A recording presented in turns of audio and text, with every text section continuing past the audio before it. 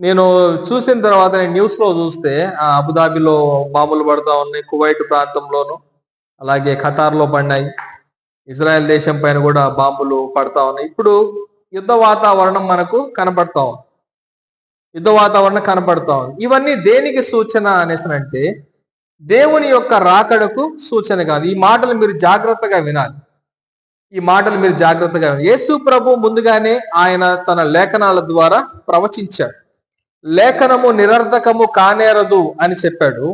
అలాగే లేఖనము దైవావేశము వలన కలిగిన లేఖనము ఖండించుటకును, తప్పుదిద్దుటకును, నీతి యందు శిక్ష చేయుటకును ప్రయోజనకరమై ఉన్నదని తిమోతి రాసిన పత్రికలో రాయబడి ఉన్నది.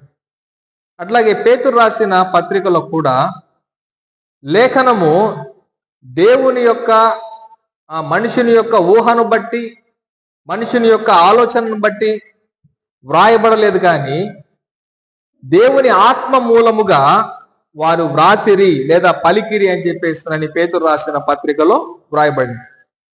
యేసు ప్రభు కూడా ఈ లోకానికి వచ్చినప్పుడు నువ్వు ధర్మశాస్త్రానికి విరుద్ధముగా ఉన్నావు అన్నప్పుడు ఆయన మత్తయి రాసిన సువార్త 5వ అధ్యాయంలో ఆయన అంటూ ఉన్నాడు, నేను ధర్మశాస్త్రమును నెరవేర్చుటకే గాని ధర్మశాస్త్రమును కొట్టివేయుటకు నేను రాలేదు.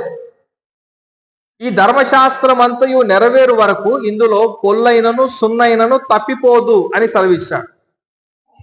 దేవుని వాక్యములో పొల్లైనను సున్నైనను ఇదంతా నెరవేర్చబడినంత వరకు తప్పిపోదు.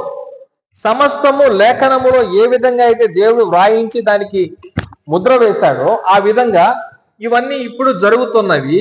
వాటిని దేవుడు ఏం చెప్తున్నాడు అంటే ఇవి ప్రతిదండన దినములు అని అన్నాడు. హల్లెలూయా. ఏ దినములంట?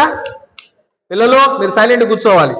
ఇవి ప్రతిదండన దినములు అనేసి అన్నాడు. అందుకే 20వ వచనంలో యెరూషలేము దండ్ల చేత చుట్టబడుట మీరు చూచినప్పుడు దాని నాశనము సమీపమై ఉన్నదని తెలుసుకొనండి అనేసి అన్నాడు. ఇది పూర్వకాలమందు జరిగిన సంఘటన. యెరూషలేము ఎప్పుడైతే చుట్టుముట్టబడుతుందో యెరూషలేములో ఒక గొప్ప వధ జరగబోతా ఉంది. ఇది యేసు ప్రభు చెప్పిన మాట. క్రీస్తు శకము 70 సంవత్సరంలో టైటస్ అనబడిన రాజు ఏం చేశాడంటే యెరూషలేముని కూల్చి పడేశాడు. ఆయన యెరూషలేము ఎంతో వైభవముతో కూడిన ఆ యొక్క గొప్ప దేవాలయం యెరూషలేము. అయితే ప్రియులరా, మత్తయి రాసిన సువార్త 24వ అధ్యాయంలో మనం చూసినప్పుడు మత్తయి రాసిన సువార్త 24వ అధ్యాయము ప్రారంభ వచనం, యేసు దేవాలయంలో నుండి